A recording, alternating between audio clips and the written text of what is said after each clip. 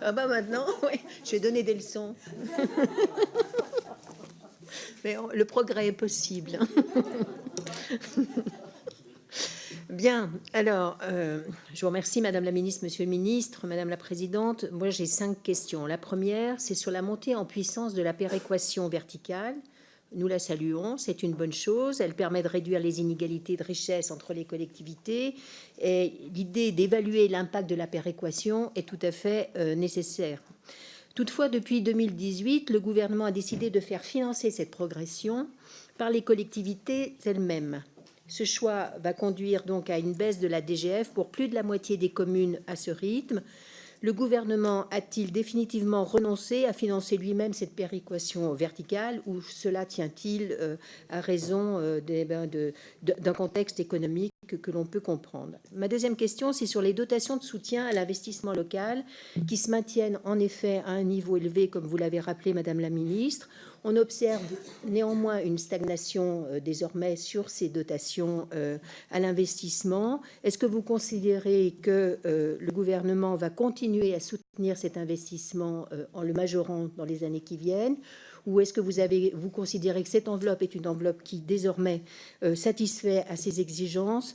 Et là, dans ce cadre-là, je souhaiterais aussi que vous nous répondiez sur les préoccupations de transition écologique que nous avons par rapport à l'utilisation de ces dotations et de quelle manière vous pensez pouvoir faire passer ce message aux élus et aux préfets pour que l'utilisation serve la préoccupation que nous avons de la non-artificialisation des sols ou leur caractère imperméable. Je pense que dans ce domaine, on a encore des progrès à faire. Je le vois au constat d'inauguration auquel je suis régulièrement conviée.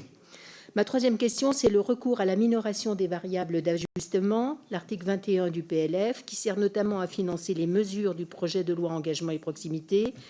Le gouvernement prendra-t-il à sa charge ces engagements vis-à-vis des collectivités? Ma quatrième question, c'est celle qui a été posée régulièrement par le défenseur des droits, c'est la prise en charge des mineurs non accompagnés. Que pensez-vous être en capacité de faire pour aider les départements dans ce problème majeur? Et ma cinquième question, c'est en réponse au rapport qui a été établi par ma collègue et dont je trouve tout à fait quand même intéressant et opportun le sujet. Même s'il n'a pas convaincu tout l'auditoire, j'ai l'impression, il est néanmoins, me semble-t-il, important, dans une période où on a la démocratie représentative en pleine crise, de se poser quand même la question de comment on fait pour que les citoyens adhèrent au niveau local comme au niveau national à la politique que nous menons. Et à ce sujet, me semble-t-il que la loi engagement et proximité sera peut-être en capacité d'y apporter une réponse au travers d'une ordonnance sur la formation, en prévoyant un dispositif de formation sur la démocratie participative, parce que ce n'est pas du tout évident pour un maire que de se lancer et d'aller au contact des citoyens. Moi, ce n'est pas moi qui parle, ce sont des maires qui m'ont effectivement interrogé sur ce sujet dans le cadre d'un atelier législatif citoyen. Alors, je sais qu'il y a toujours des sourires, en particulier vers la droite, lorsqu'on évoque la question de la citoyenneté. Mais je crois qu'il faut maintenant progresser sur ce sujet. Voilà.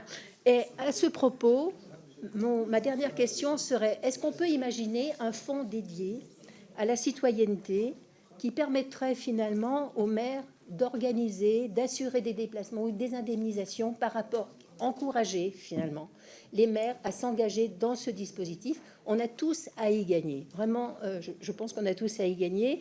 Et je pense en particulier à ce fonds dédié à la citoyenneté qui a existé un moment auprès des directeurs de cabinet des préfets et qui était fort utile pour financer des opérations portées soit par des associations, soit par des maires eux-mêmes, et qui me paraît opportun de remettre au goût du jour. Ça pourrait être l'occasion aussi pour les réseaux vifs de violences intrafamiliales qui ont été un sujet quand même majeur, qui a été bien porté par notre collègue Aurélien Pradié, voté à l'unanimité dans l'hémicycle, ça n'est pas rien.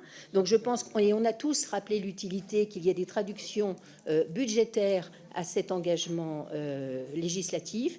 Et il me semble que par ce fonds dédié, on pourrait trouver les moyens d'encourager en particulier les collectivités locales, lorsqu'elles sont prêtes à mettre à disposition un logement pour un hébergement d'urgence, à permettre le financement notamment des fluides qui pose un problème à ces collectivités par l'État à titre de coopération à un sujet majeur, puisque, ne l'oublions pas, il y a quand même eu un Grenelle sur ce sujet.